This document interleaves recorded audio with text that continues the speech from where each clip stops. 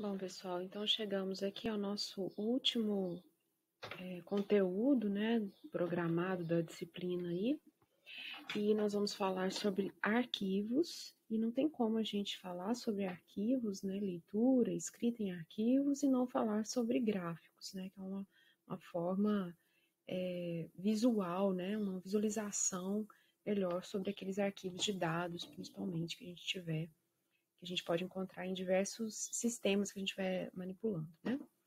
Bom, então essa primeira parte aqui dessa aula, ela é bem simples e ela é bem introdutória, né? Nós vamos falar aqui de um processo simples de tratamento de arquivos, arquivos de texto simples, depois algumas noções básicas de gráficos usando a Matplotlib, que é uma biblioteca do Python, eu vou falar um pouquinho sobre ela.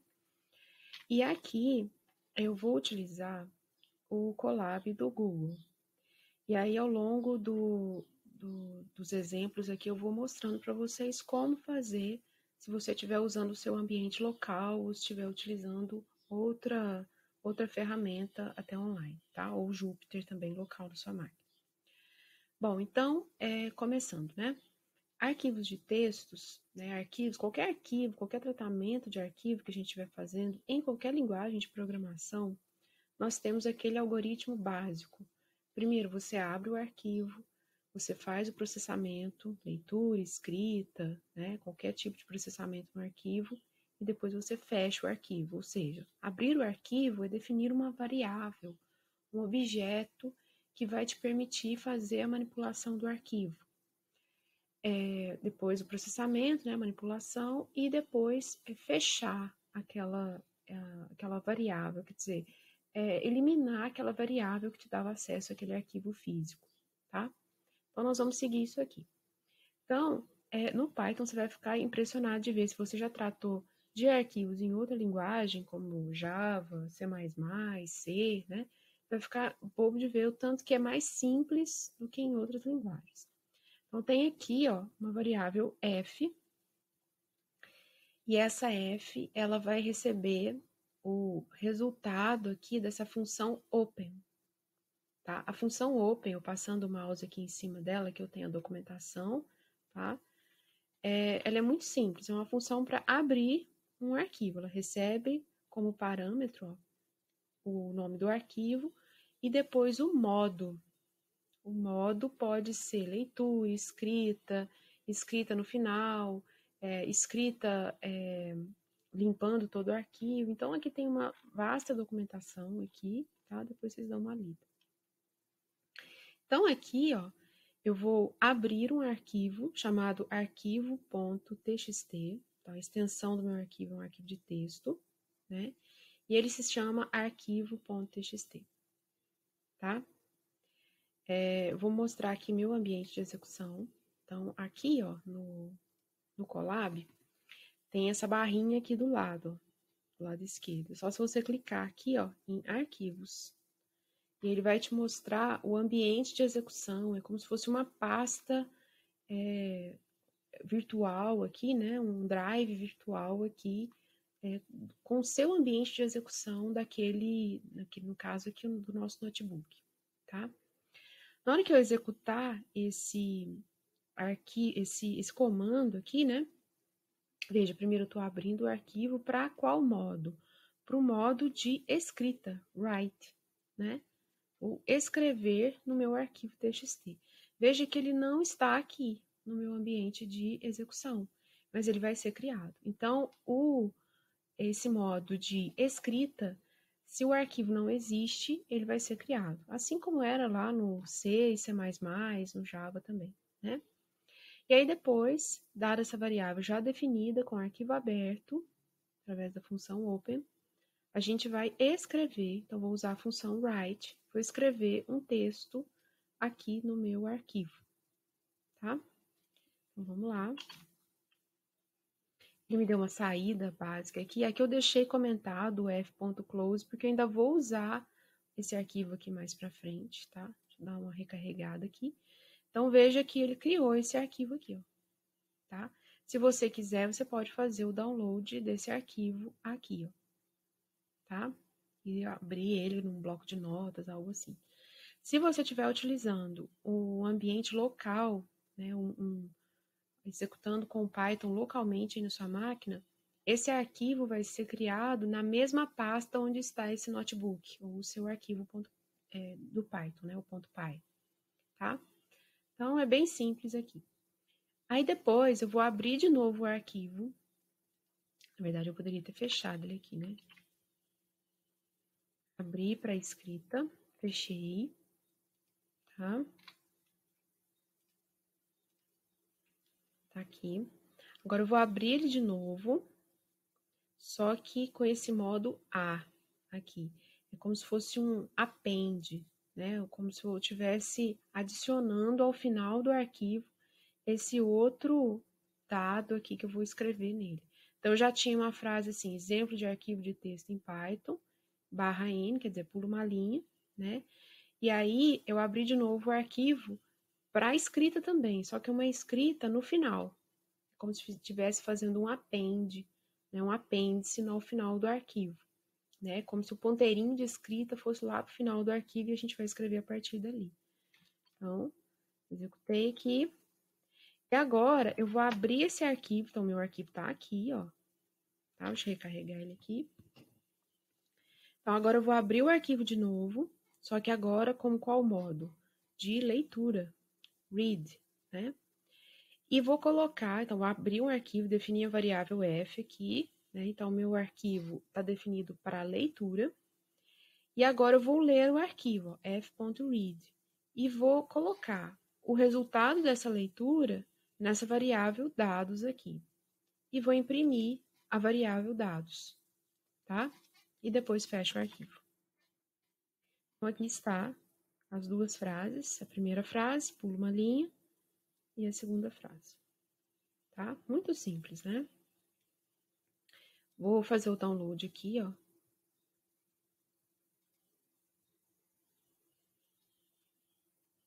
Vou abrir aqui com um bloco de notas mesmo. Tá aqui, tá? Esse aqui é o nosso arquivo, aqui no nosso modo de execução aqui do Colab. Bom, agora vamos trabalhar com um pouco de gráfico, tá? Ao longo aqui a gente ainda vai voltar a falar de arquivos, tá? Bom, aqui, o que nós vamos fazer? Nós vamos trabalhar inicialmente com a biblioteca Matplotlib, com o pacote pyplot dessa biblioteca. A Matplotlib é uma coleção, né? Esse pacote pyplot é uma coleção de funções dessa biblioteca que fazem a Matplotlib funcionar como o MATLAB, já conhecido aí de vocês. Então, é bem parecido os comandos que esse pyplot da Matplotlib tem com relação, se comparado aos ambiente gráfico lá do MATLAB, tá? Bom, então vamos lá, né? Aqui eu estou importando o pacote JSON. Para quem não conhece, depois eu vou colocar aí uma descrição para vocês, para pesquisar um pouco mais sobre os arquivos JSON. São arquivos que a gente usa muito na programação para web. Tá? É um arquivo de comunicação, de troca de mensagens na programação web. Tá? Nós vamos escrever aqui um arquivo JSON, num formato bem maluco, mas só para mostrar aqui. Tá? Então, se eu vou escrever nesse formato JSON, eu preciso importar esse pacote JSON. E vamos importar o pyplot da Matplotlib, tá? Essa importação aqui, eu vou criar um apelidinho para ela, para não precisar ficar digitando essa coiseira aqui tudo depois, ó. Chamei de PLT, tá? Isso aqui é um padrão, esse apelido aqui que a pyplot tem, tá? Mas você pode chamar do nome que você quiser. Então, aqui eu criei alguns dados. Meses é uma lista de janeiro a setembro. E valores é uma lista de números inteiros, que corresponde aqui às temperaturas médias nesses meses, né? Então, 30 é a temperatura média de janeiro, 30 a temperatura média de fevereiro, 25 a temperatura média de março e assim por diante, tá? Então, nós vamos fazer um gráfico de temperatura média por mês, tá? Aí, o que nós vamos fazer? Olha, criei um arquivo aqui e vou abrir para escrita. O arquivo vai chamar meses.json. E aí eu vou escrever nesse arquivo, que agora já não é um formato de texto mais, né? Eu vou fazer um dump, quer dizer, eu vou jogar tudo que eu tenho dentro da minha variável meses, que é uma lista, eu vou jogar dentro do arquivo F, certo? Como é um formato JSON, eu preciso usar essas funções aqui, json.dump. E vou fechar o arquivo. Acho que eu não executei nada aqui ainda, né? Deixa eu executar aqui.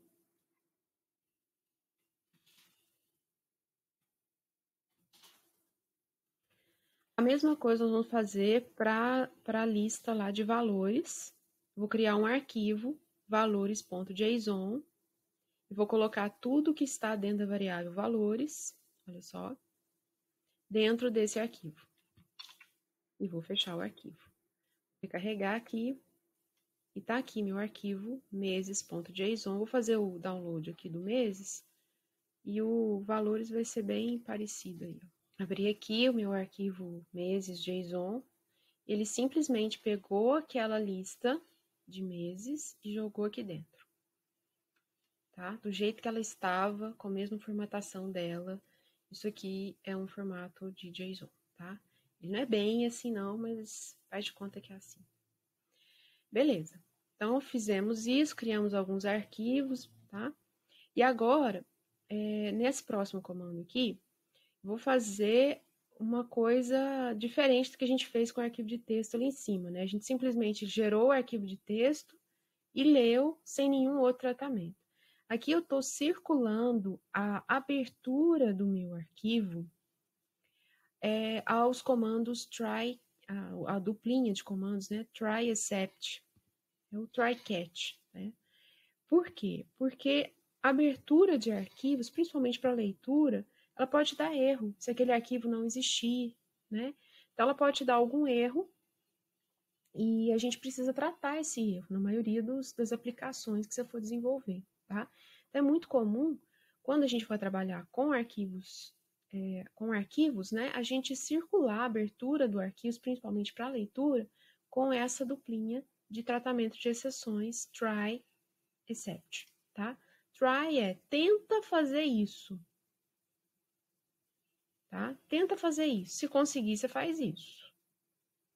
Se não conseguir, provavelmente deu um erro de arquivo não encontrado. Então, aqui é uma constante do Python, file not found error, tá? Tem várias constantes de tratamento de erro, né?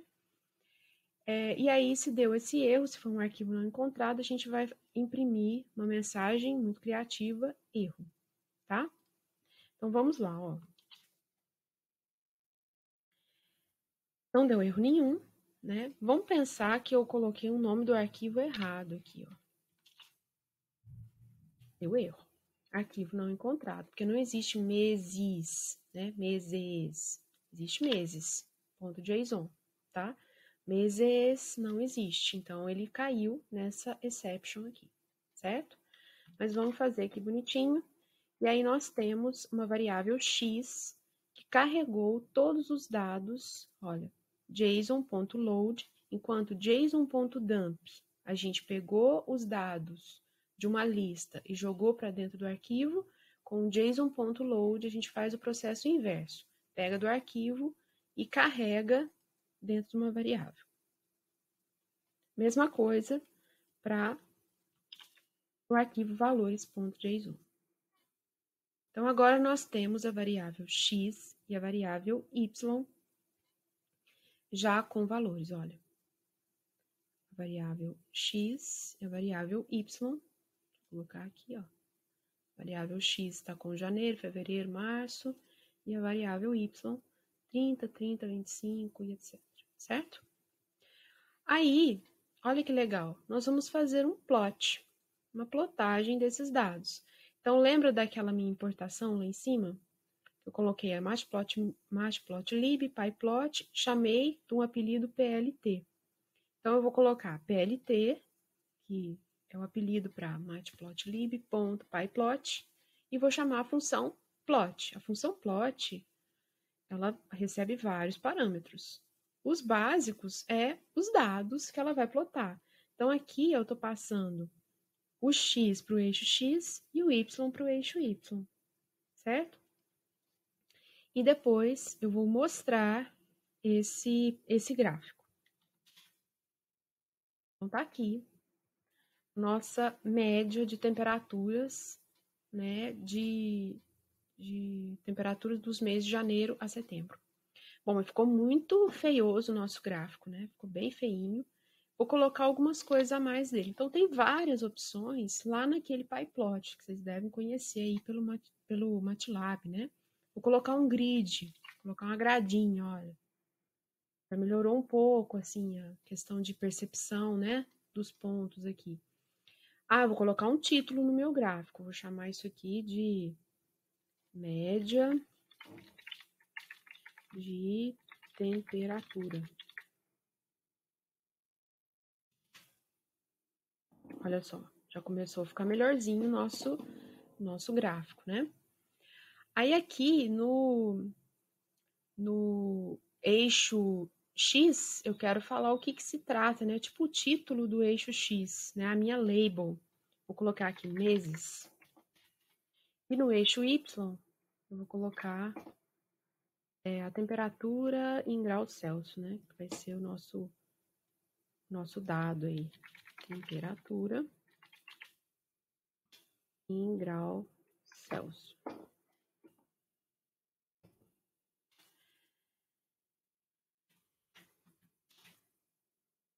Então, aqui ele colocou títulos, né, nos eixos, certo?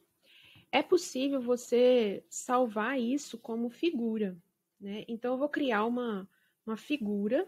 A partir desse gráfico, eu quero que o meu PyPlot gere uma figura do PNG para mim, tá? Vou criar aqui. E na hora que eu recarrego meu ambiente, tá aqui a minha figura no formato PNG, tá?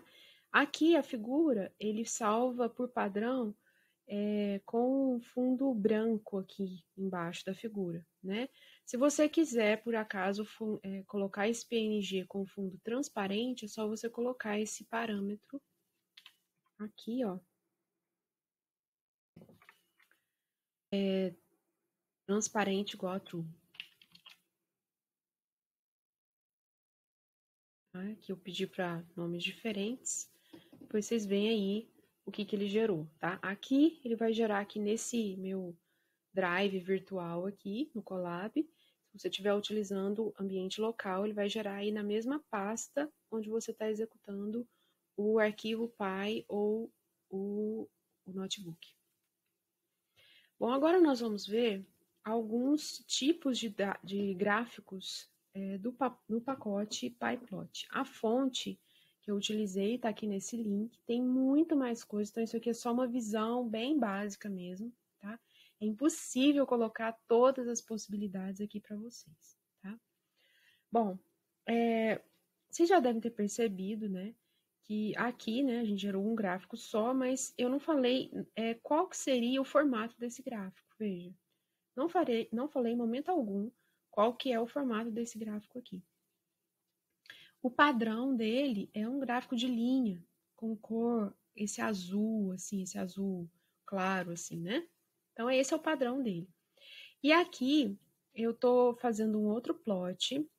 Vou plotar essa lista, né? Posso colocar diretamente uma lista aqui, né? Ou se essa lista tiver uma variável, como a gente fez ali no caso ali de cima. Então, coloquei aqui e ele vai colocar aqui no Y alguns números, né? Label aqui no Y. Olha que gráfico horroroso.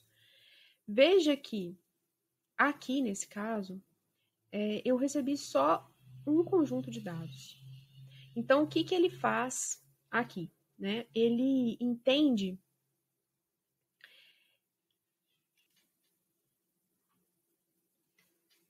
que aqui, essa única lista que você passou é o Y. São os valores do Y.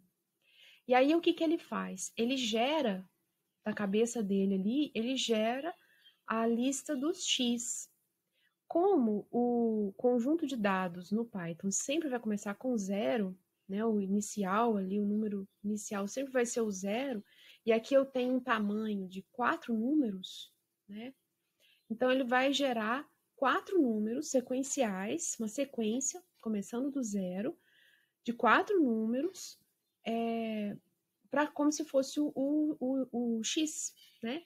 Então, aqui, ó, ele contou que para o y igual a 1, o x é o zero, né? Vou colocar um grid aqui que fica melhor, né?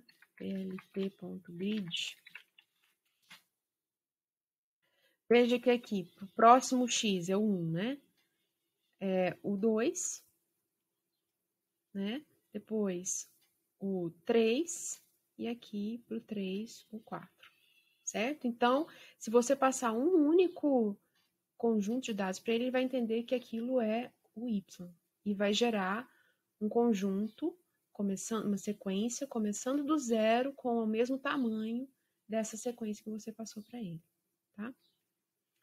Beleza. Bom, mas o plot ela é uma função bem versátil e poderá ter um número arbitrário de argumentos, tá? Olha, vou passar aqui de novo, olha. Ele pode receber vários argumentos, esse args aí, todos os argumentos, você pode ter uma lista de argumentos, né? E vários outros parâmetros de configuração aí, tá? Aqui nesse caso, nós estamos plotando o x, que é o primeiro argumento, e o y, né? O eixo x e o eixo y. Então, quando você passa 1, ele entende que é o y. Quando você passa 2, ele tem essa ordem x, y aqui, tá? E para cada par de argumentos x, y, há um terceiro argumento opcional, que é a string de formato que indica a cor e o tipo de linha do gráfico. Então, aqui, olha, eu não passei nada além dos dois conjuntos de dados para ele. Então, ele entendeu que é o padrão dele, é uma linha de cor azul, tá? Mas a gente pode mudar isso. Então, aqui, ó, tem algumas opções aqui para vocês, né? Tem uma lista, tem várias outras opções, né? Esse aqui é o padrão dele. Como cores, eu estava pesquisando, esse aqui é o padrão, essas cores que tem aqui é do padrão do pacote da biblioteca mesmo, né? Mas você tem como mudar o estilo, tá? Eu não sei, né, exatamente aqui no Python 3 como que faz. Eu vi muita documentação do Python 2, como mudar estilo do gráfico, assim, as cores, a paleta de cores, mas aqui eu fico devendo essa daí para vocês. Aqui a gente vai usar o básico mesmo. Então, veja, eu vou plotar os mesmos dados do gráfico anterior, só que agora, usando uma string. Esse terceiro argumento meu aqui, ó, é para mostrar qual que é a string de formatação do tipo da linha e a cor dessa linha, né? Então, aqui eu não quero mais linha, eu quero bolinhas. Então, é esse Ozinho aqui no final da string e bolinhas vermelhas, red. Então, red bolinhas, tá? Ó, o mesmo gráfico com bolinhas vermelhas, certo? Aqui ele está falando aqui que a string padrão é o B tracinho. Então, quer dizer, se eu colocar aqui R tracinho, então ele vai fazer o quê? Ele vai plotar uma linha vermelha, né? O padrão é o B tracinho, que é aquela linha azul, certo? Vamos voltar aqui para bolinhas vermelhas. Bom, eu posso querer, por exemplo, verde, bolinhas verdes, mas eu não quero bolinha, eu quero um quadradinho, então é square, né? GS, então quadradinhos. Ou eu quero triângulos, por exemplo. Tá? Bom, vamos colocar aqui então as bolinhas. Ah, eu não quero mais só bolinhas, eu quero aquele ali de cima, aquele da temperatura, né? Seria interessante a gente colocar nos pontos as bolinhas, mas fazer uma linha contínua aqui, mostrando, né, aquele tracejado, né, aquele caminho. Então, eu quero a cor verde de linha com bolinha. certo? Ou linha com square. Ah, eu quero um tracejado com bolinha. Certo? Então, tem várias possibilidades aí para melhorar a visualização de acordo aí com o que você tiver em mente ou com a sua necessidade, tá? Bom, essa aqui eu vou voltar aqui para as bolinhas vermelhas aqui, tá? Bom, aqui vocês viram que eu deixei aqui uma coisa comentada, esse plt.axis. Essa função axis, nesse exemplo aqui, então aqui eu executei sem ela, né? Desse jeito aqui. Agora eu vou colocar essa função, vocês vão ver qual que vai ser o efeito. O que que ela vai fazer, olha? Ela vai pegar uma lista, então veja que ela recebe uma lista de 4 valores aqui, ó. E quem são esses valores? O x mínimo e o x máximo, y mínimo e y máximo nesta ordem. E ela vai especificar para nós a janela de visualização dos eixos.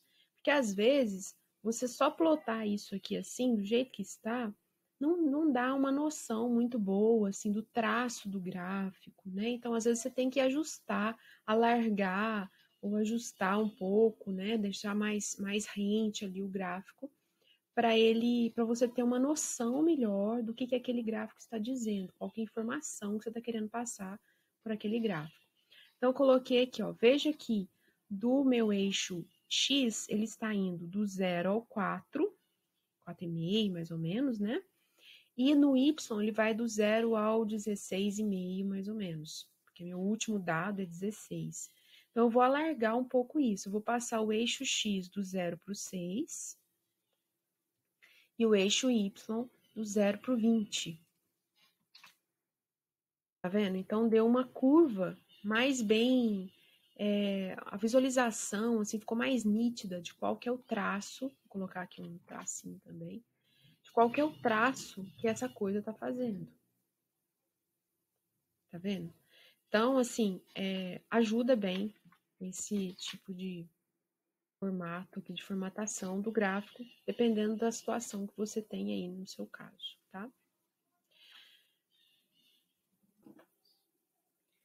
Vamos agora explorar um pouco mais essa visualização em outros formatos, né, de linhas e traços. E para isso eu vou usar aqui a biblioteca NumPy, para quem não conhece, é uma biblioteca numérica, né, do Python, e vale a pena vocês darem uma olhada na documentação dela. A NumPy, assim como a Matplot e o PyPlot lá em cima, né, que a gente criou um apelidinho para ele, quando a gente importa NumPy, é um bom costume, um bom hábito você já criar um apelido para ele, e esse apelido é NP, tá? Bom, importei a NumPy, criei o apelido NP aqui, e agora nós vamos gerar uma amostra de intervalos de tempos, por exemplo, de 200 milissegundos. Tá? Vou gerar aqui com np.arrange o intervalo de tempo de 0 até 5, de 0,2 a 0,2, o passo aí, tá? E imprimir, né? Só para mostrar aqui, então ele foi de 0 até 4,8, porque o 5 aqui é intervalo aberto. Então, vai de 0 a 4,8, de 0,2 a 0,2. Então, esse é meu dado que está dentro da variável t. T é um array, é um vetor, tá? Então, agora, o que nós vamos fazer? Nós vamos plotar de diferentes formas. Vou plotar o t por t. Então, olha só, num único plot, eu vou fazer 3 gráficos, 3 traços, né? O primeiro deles, com o pontilhado vermelho, eu vou colocar t por t. O segundo, com quadradinhos azuis, vou colocar t por t ao quadrado. E no terceiro, com triângulos verdes, t por t ao cubo. Tá? Então, veja que a nossa função plot, ela pode receber vários, diversos, N parâmetros aqui, e ela consegue lidar bem com isso. Tá? Então, aqui está o nosso gráfico com os formatos que a gente pediu aqui naquela terceira string, né? Naquela terceiro parâmetro de cada plot aqui, na verdade. Bom, agora vamos falar do nosso famoso gráfico de barras, né? Para isso, eu vou gerar três visualizações diferentes, entre ele e o barra, né? Então, aqui tem outros formatos de gráfico. E nós vamos usar uma subfunção aqui, né, do plot, que chama-se subplot.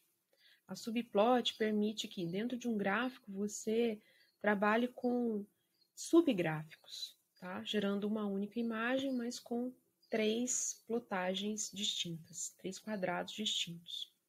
Então, vou ter aqui uma variável names, que tem uma lista com três strings, grupo A, grupo B e grupo C. E tenho a variável valores, uma lista também com três valores numéricos. É como se esse primeiro valor corresponde a esse primeiro grupo, o grupo A, o segundo valor corresponde ao grupo B e o terceiro valor corresponde ao grupo C, tá? Então, eu vou fazer uma plotagem de uma figura. Então, tem aqui a função figure, que a gente vai definir uma figura. Você pode passar vários parâmetros aqui para a figura. Tem várias coisas, inclusive gerar uma figura física mesmo, tá? Aqui eu só vou definir que eu vou ter uma figura de tamanho 9 alguma coisa por 3. Então, 9 no eixo X por 3 no eixo Y, tá? Tamanho, né? Na unidade que ele tem aqui. E aí eu vou usar a subplot, a função subplot, para definir onde que vai ficar cada um dos meus plots. Então, esse primeiro subplot aqui, ó, fazer uma subplotagem, né, um primeiro gráfico. E esse primeiro gráfico vai ser um gráfico de barras. Então, estou usando a função bar da pyplot. Eu vou plotar nomes por valores, tá? O segundo gráfico vai ficar no meio, tá? Daqui a pouco eu explico aqui esse comando aqui. Vai ser um gráfico de dispersão, um scatter, e vou plotar nomes por valores. E um terceiro gráfico, vou plotar um gráfico de linha mesmo, né? Ponto plot aqui, então não falei nada. O ponto plot é um gráfico de linha de cor azul mesmo, tá? E coloquei um subtítulo aqui, né, para o gráfico, tá? E vou mostrar. Então, vamos lá. Ele gerou para mim aqui o título dele, né? E aqui as três plotagens distintas, tá? Essa aqui é a plotagem de barra. Ela ficou no subplot linha 1 de 3 colunas, coluna 1. Linha 1 de 3 colunas, coluna 1. A segunda, que é o gráfico de dispersão, né? Que ele usa bolinhas mesmo, a não ser que você diga o contrário aqui, né? Bolinhas azuis. Ele vai ficar na linha 1 de 3 colunas, coluna 2. E esse terceiro, que é o gráfico de linha, vai ficar na linha 1 de 3 colunas, coluna 3. O subplot, ele tem vários construtores, tá? Então, aqui, ó, eu estou usando esse terceiro construtor aí, o subplot ax, tá? Que eu estou passando todas as informações num único valor numérico, né? Mas você pode também ter um construtor que recebe qual que é a linha, vírgula, qual que é a coluna, vírgula, qual que é o índice, ou você pode receber qual que é a posição, né? Então, tem várias formas aqui. Eu acho que eu usei foi o segundo construtor, posição, tá? Beleza. Tem várias outras formas de fazer subplotagens, modificar os eixos, modificar a visualização. Aqui eu fiz uma subplotagem usando uma linha e 3 colunas, mas tem como você fazer de várias maneiras. Eu deixei essa referência aqui para vocês, que eu chamo a página bem completa. Ela fala do Matplotlib e esses assuntos aqui, figuras, subplotagens, eixos e marcadores. Achei bem interessante, bem objetivo esse material. Depois vocês dão uma olhada lá. Bom, agora nós vamos fazer uma geração aqui de números aleatórios. Então, aqui eu estou gerando uma semente de números aleatórios lá da função random do NumPy. E aqui eu vou gerar um conjunto de n igual a 100, né? No x, eu vou gerar 100 números aleatórios, né? No y, 100 números aleatórios também, de 0 a 100, né? E aqui eu vou ter outras definições de cores e áreas. E vou fazer um gráfico de dispersão também, tá? Então, vamos mostrar aqui que acho que é mais fácil ver do que ficar explicando o código, né? Então, aqui o que está acontecendo? Olha, eu gerei 100 números aleatórios. Vou bem devagarzinho aqui, ó.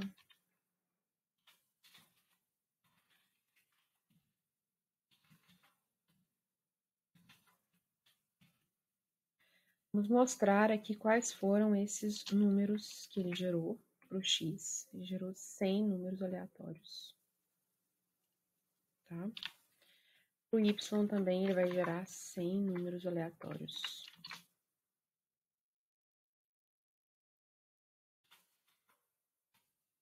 Falei de 0 a 100, desculpa, gente, não é isso não. É a quantidade mesmo, tá? 100 números aleatórios. Né, de acordo com essa semente que ele gerou aqui. Aqui ele vai gerar 100 números aleatórios para cores também. Variável cores. E aqui ele vai gerar essa área aqui, é como se fosse o tamanho da bolinha. Ele vai gerar 100 números aleatórios e esses números ele vai multiplicar, cada número vai multiplicar por 1000. Tá? Porque se ele gera um número aleatório, né, como vocês viram ali, é número de entre 0 e 1. Eu preciso de um número com valor, assim, na casa das centenas, ali para definir a área, né, a dimensão da bolinha aqui do gráfico de dispersão. Então, aqui agora no gráfico de dispersão, olha, ele recebe também vários parâmetros, né? Vou passar x por y, deixa eu colocar aqui, né? X por y. Aqui, essa área é o tamanho da bolinha, né? Esse S aí é um escalar correspondente ao tamanho da bolinha, né? E o C aí é o número da cor. O C pode ser um formato de cor mesmo, uma sequência de cores, um número simples, o tamanho, né? O número simples da cor, né? Do código da cor, etc. Tá? Recebeu aqui esse alfa, tá? Vamos colocar aqui mostrando o gráfico. Dá para ter uma noção melhor. Bom, o que é esse alfa aqui, né? Esse alfa é a transparência. Vou colocar um alfa bem clarinho. É a transparência da bolinha. Tá? Vou colocar aqui um alfa 1, por exemplo.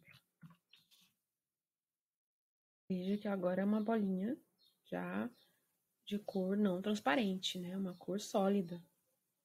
Certo? Vou colocar a transparência de meio aqui, que eu acho que ficou legal.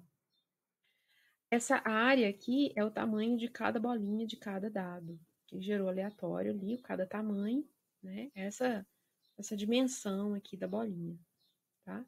E a cor é a cor de cada bolinha, tá? Então, se eu tenho 100 dados, eu vou ter 100 tamanhos, né? 100 cores também. Nesse caso aqui, né? Você pode ter aí, dimensionar a área de acordo com algum outro dado, dimensionar a cor com algum outro dado. Também tem várias variações que você pode aplicar no gráfico, tá?